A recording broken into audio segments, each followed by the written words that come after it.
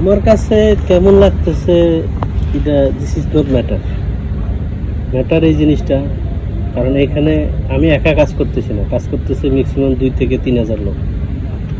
তো আমার সবার বাইরের তরফ থেকে আমি যতটুকু অনুভূতি মনে করি, আমার যেটা মনে হয় মাঝখান দিয়ে আমাদের যে 5 মাসে 200 রিয়াল করে নাই, এটার জন্য আমার বাইরে মনে অনেক কষ্ট হয়েছে।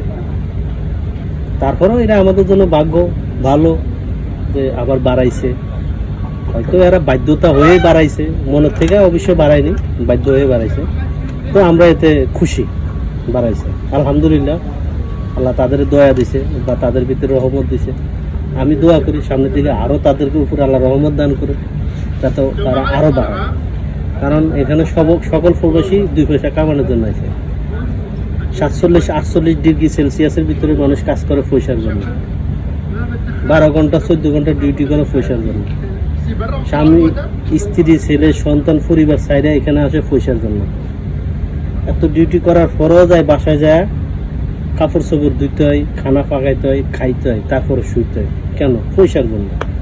অর্থাৎ পয়সা যেখানে 2 পয়সা বেশি পাবে, এটাই আমরা সবাই খুশি।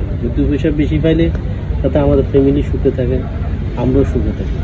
আর আমার এই কথার ভিতরে আমি একটা মেসেজ দিতে চাই আমার সকল প্রবাসী ভাইয়ের জন্য, যারা এখনো বিয়ে করেননি বা বিয়ে করবেন, বা যারা নতুন আসছেন বিদেশের থেকে, ফ্যামিলির ফেমে কইরা সব টাকা দিয়ে না, তাইলে আমার ইহুকালও যাব, ধরে নিতে পারে পরের কালের কিছুতেও যাবে।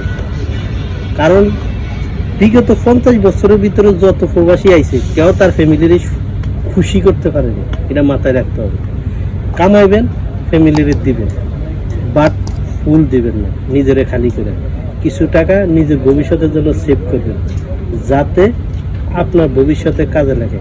আমি রিসার্চ করছি, কমসে কম 1 থেকে 200 লোকের জিজ্ঞাসা করছি বিয়ের পরের লাইফ এবং বিয়ের আগের লাইফ। বিয়ের আগে যা কামাইছে শুধু ফ্যামিলি, বোন বিয়া দিতে হইব, ঘর বিল্ডিং করতে হইব, বাইরে বিদেশে আনতে হবে, ঘরের লগে জায়গা কিনতে হবে, সব কিছু হয়েছে। বাট তার লাইফের তো যে সময়গুলো চলে গেছে, এগুলা ফেরত আসে না, আর এগুলা কেউ ফেরত দিতেও পারে না। যেমন পড়ালেখা করলে এটা কেউ ভাগিদার হয় না, ঠিক আপনার লাইফের থেকে যেই সময়টা চলে যাব, এটা কেউ আপনারা রিটার্ন দিতে পারবে না। এটা মাথায় রাখবেন, নিজের ভবিষ্যতের জন্য কিছু টাকা জমাবেন। ওকে, আল্লাহ হাফেজ।